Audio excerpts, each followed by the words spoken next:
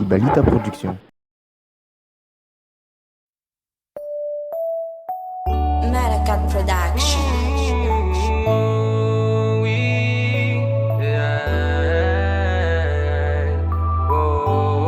Meracat Beatmaker.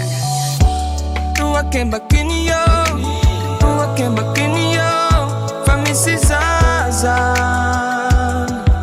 Mame fiti tonto loco. Tua quem baquinho, galuna qual. Fale na iku, pra não viver com. Nisipasipa comme zao i lasa valiko izy tsy vitany valy avao fa lembonamako izy tsy atahorako handeha hiteza tianako safe izy voasafidiko maro hinday tianarako izy nanoho anahy le roa tamin'ny andro sarotsy izy tsy nikivy amiko fa nila moyen mba hahavitra izy malanitsy anjery ty toetratoetrako izy mahay mametraka ahy amy plasiny sezako izy mahay mikalme lafa zao masiatsiaky izy ampela kalme fa tsy tiktok amorondriaky izy tsy Cardi B na koa hoe modèle top safe izy naturel fa tsy apelako mako make-up izao any koa io fa tsy adalako ny fily azy izy amy tanana via misy pera tsy mariazy zao taloha tsy nivaky lo fitiava fa aminy lasa domo safe izy ro akembako ka io nareo madamo. Tua quem baquinho, família Zaza. Mame fiti tonto loco. Tua quem baquinho, galuna qual. Fale na iku, pra não viver com.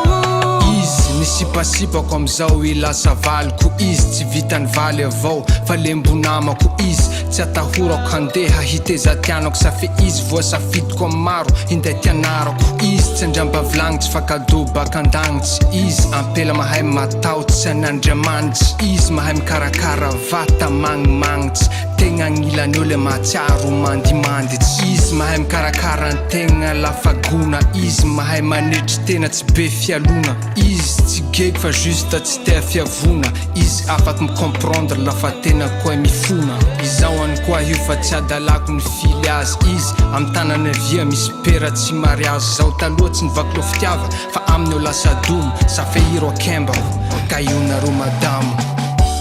Tua quem baquinho, família Zaza. Mame fiti tonto loco. Tua quem baquinho, galuna qual. Fale na iku, pra não viver com.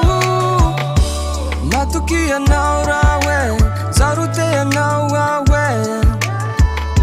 Zarutea na uawe, matukia na urahu. Zakotea na mami, tem ma queen ma jolie, ma belle tika. Ensemble jamais ou fini. Tua quem baquinho, família Zaza.